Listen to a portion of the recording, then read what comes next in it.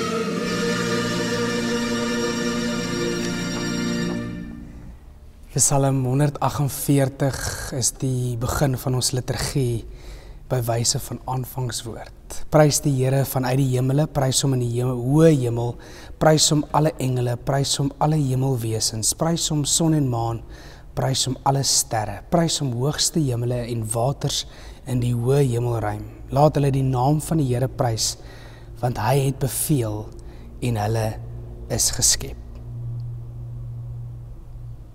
Kom ons word vir 'n oomblik stil ook so voor die Here. Here van die lewe, U het tot die dood toe aan die mensdom verbind. U het die graf oorwin deur 'n skouspel vir mense te word en opgelig teen die vloekout. U het U kinders nader getrek. Die lewe wat ons van wie ons sonde verloor het, het U herstel deur die opstanding uit die dood. Gedurende die 50 dae van Paase verkondig ons die heerlike openbaring van U sterwe en opstanding, want alle eer kom U toe, nou en tot in alle ewigheid. Amen. Ons teksgedeelte vir oggend is die van Handelinge 11 en ons gaan ook 'n draai maak by Handelinge 10, 'n aangrypende verhaal van Petrus en Kornelius en waar die Gees en waar die kerk aan die werk is. Kom ons lees saam. En ons lees daar vanaf hoofstuk 11 vers 1. Die apostels en die ander gelowiges in Judea het gehoor dat mense wat nie Jode is nie, ook die woord van God aangeneem het. En toe Petrus dan in Jerusalem kom, het die Joodse gelowiges hom verwyd. Jy het mense besoek wat nie besny is nie en self saam met hulle geëet. Petrus het toe vir hulle alles mooi uiteengesit. Ek was in Joppe besig om te bid, toe ek in geesvervoering 'n gesig gesien het, het hy gesê. Ek het iets soos 'n groot doek wat aan sy 4 punte neergelaat word, uit die hemel sien afkom en dit het tot by my gekom. Toe ek goed daarna kyk, sien ek daarin 4-voetige diere van die aarde, wilde en kruipende diere en wilde voëls. Ek het 'n stem gehoor wat vir my sê, kom Petrus, slag en eet. Maar ek het geantwoord, nooit nie, Here, ek het nog nooit my mond aan iets gesit wat onrein of onheilig is nie. 'n tweede keer het ek die stem uit die hemel gehoor, wat God rein verklaar het, mag jy nie onrein ag nie. Dit het 3 keer gebeur en daarna is alles weer in die hemel opgetrek. Terselfdertyd het daar 3 mans wat van Caesarea af na my toe gestuur is by die huis aangekom waar ons tuis was. Die Gees het vir my gesê dat ek nie moet aarzel om saam met hulle te gaan nie. Ek en hierdie 6 broers is toe saam met hulle en ons het in Kornelius se huis ingegaan. Hy het vir ons vertel hoe hy die engel in sy huis sien staan het, wat vir hom gesê het, stuur iemand na Joppe en laat vir Simon daar haal wat ook Petrus genoem word. Hy het 'n boodskap vir jou waardeur jy gered sal word, jy en jou hele huisgesin. Skaars het ek begin praat of die Heilige Gees kom op hulle net soos ons in die begin. Toe dink ek aan die woorde wat die Here gesê het, Johannes het wel met water gedoop, maar julle sal met die Heilige Gees gedoop word. Hulle het net soos ons in die Here Jesus Christus geglo en God het aan hulle ook dieselfde gawe as aan ons gegee. Wie was ek dan om God te probeer verhinder? Toe die gelowiges dit hoor, was hulle tevrede.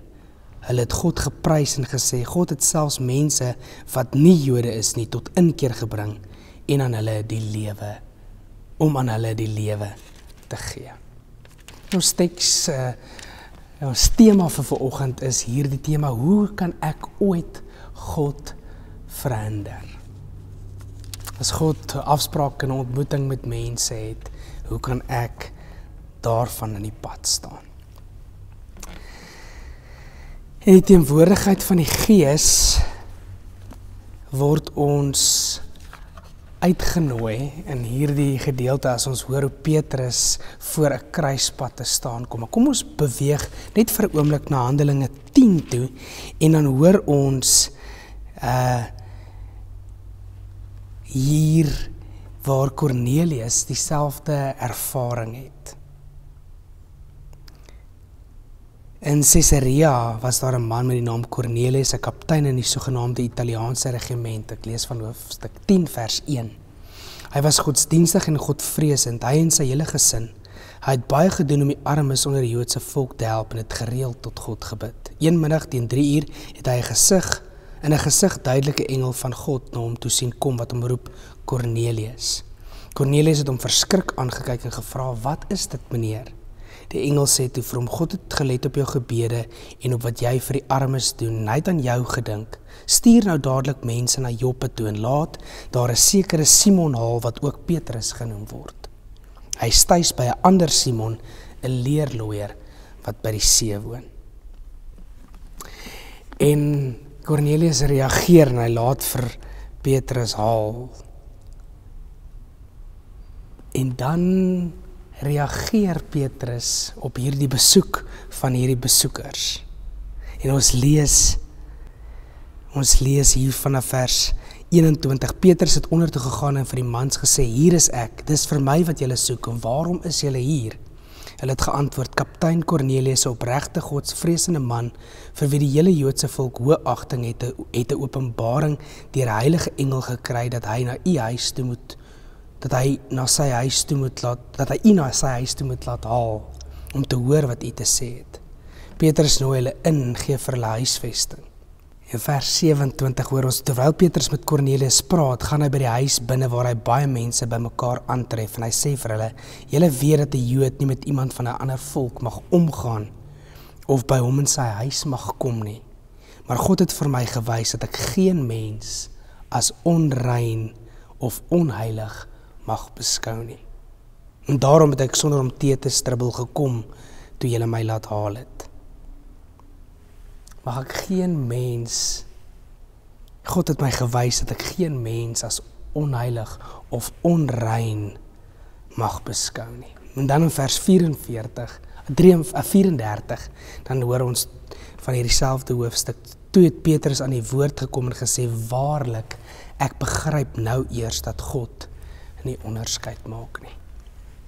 Waarlik, Ek besef nou dat God nie onderskeid maak nie. Dat hy geen mens as onheilig of as onrein beskou nie. Petrus word deur die gelowiges of die Jode eerder in Jerusalem word hy verwyd dat hy homself moet verduidelik. Ons hoor dit amper hier in die begin van hoofstuk 11. Wat is hierdie gerugte dat jy met heidene omgaan en dat jy heidene doop en dat jy eintlik dink jy kan net maak wat jy wil. Dit is die reaksie wat Petrus begroet. Hy kry nie die reaksie van die ongelooflike wonder wat daar plaasgevind het nie. So, Cornelius was 'n Romeinse soldaat en hy was aangestel om die hawestad in Caesarea te bewaak en hy was ook in die Jode se oë 'n onderdrukker van God se mense. En dit was amper ondenkbaar dat heidene dieselfde seëninge as God se uitverkore volk sou beleef. En hierdie Jode het 'n fyn neus gehad om diegene uit te reik wat nie deel is van ons nie. En hulle is baie vinnig om te sê, ha, heiden, daar is 'n heiden en jy gaan met hom om en jy oortree. Om vinnig om die heiden uit te wys. En baie keer, hoe baie vinnig is ons besig, partykeer in ons eie kultuur, om die een uit te wys wie nie soos ons is nie. Amper asof ons God vir onsself wil hou, vir alleen gebruik, vir onsself wil reserveer. Maar dan het Petrus hierdie ongelooflike kopskuif wat deur die Gees wat hy moes maak en wat hy uiteindelik maak, is om te sien dat hierdie visioen wat hy op die dakstoep hier in Joppe gehad het, is dat God vir homself gewys het. En hy het eers gereageer deur te sê, ek weier om my mond aan iets te sit wat onrein of onheilig is. En dit was amper die katalysator wat toe God vir hom sê, dat dit wat ek rein verklaar, mag jy nie as onrein ag nie. Hoeveel mense plaas ons in daai kategorie dat ons hulle as onheilig beskou of onrein beskou. En dan is die sterk uitnodiging dat God, of nie die uitnodiging nie, die teken dat God het almal lief en almal is voor gelyke grond voor God.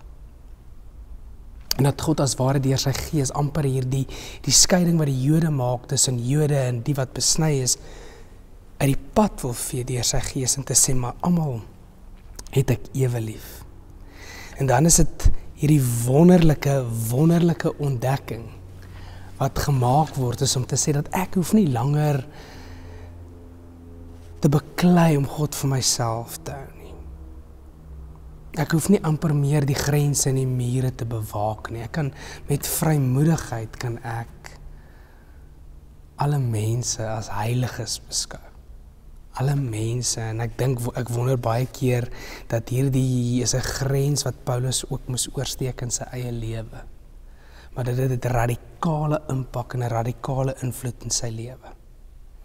En ek wonder, en as ek vir myself die vraag vra, wie is die mense wat ek as onheilig beskou? Wie is die mense wat ek myself van afsonder? Daar's 'n klomp mense wat ons maklik in ons land en in ons wêreld so uiteen sonder. Maar die Gees wil uit sy nate uitbars en hy wil hierdie grense oorsteek en hy wil sy volgelinge en ook hierso vir Petrus help om te sien dat almal heiliges is voor God. As ons weer vers 34 lees, toe het Petrus aan die woord gekom en gesê, waarlik, ek begryp nou eers dat God nie onderskeid maak nie.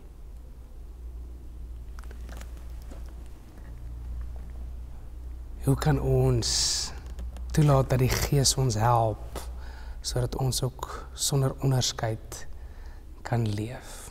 In 'n land van soveel diversiteit, in 'n land van soveel verskille, waar ons eintlik 'n seën vir mekaar kan wees. Wanneer God se koninkryk, wanneer die gemeenskap, die koinonia, dit wat ons deel het aan mekaar, is die feit dat ons almal afhanklik is van God se liefde en genade, dat ons nie dit vir onsself toeëien en daaraan vashou nie. Maar dat ons dit juis uitdeel, omdat ons dit vrylik ontvang het. Die evangelie is vir almal. En ek wil amper stil staan weer by ons tema vanoggend in die begin. Hoe sal ek God ooit kan verander? Ek hoor die woorde in Handelinge 5, daar waar Johannes en Petrus weer voor die Joodse raad verskyn en Gamaliel, een van die fariseërs, sê vir die manne, daar was 2 ander voor hulle en hulle volgelinge is verstrooi en hulle is om die lewe gebring en hulle beweging het nie veel vrugte afgewerp nie. Hy sê, maar as dit, los hierdie 2 manne, want as dit die werk van hulle eie werk is, dan sal dit op niks uitloop nie. Maar as dit die werk van God is, sal julle hulle nie kan keer nie. En Petrus besef, ek kan nie God inperk nie, ek kan nie God keer nie, ek kan hom nie verhinder nie. Hy wil my gebruik as 'n instrument om daai grens oor te steek. En dis 'n wonderlike en 'n ongemaklike roeping. Maar mag ons dit gryp, mag ons dit vashou, mag ons Suid-Afrika en ons stad in Johannesburg waar ons woon en werk en leef, mag ons dit op so 'n wyse ter harte neem, dit opneem en dit gaan leef. Kom ons bid saam. Wonderlike Here, baie dankie vir die groot genade en die liefde. Ons loof en ons prys U daarvoor. Here, 'n groot boodskap en 'n boodskap wat vra van kopskuive. Maar Here, mag ons nie net daarby stil staan nie, maar dat ons werklik 'n kopskuif en 'n hartskuif sal maak. Dat ons geen mens as onrein of onheilig sal beskou nie. Om mense te sien deur die oë waardeur U hulle sien. Mag dit so wees, o Here. Amen. Ons sing 'n wonderlike paaslied en dan lied 414 en dan gaan ons ook van mekaar groet en ons gaan die seën van die Here ontvang.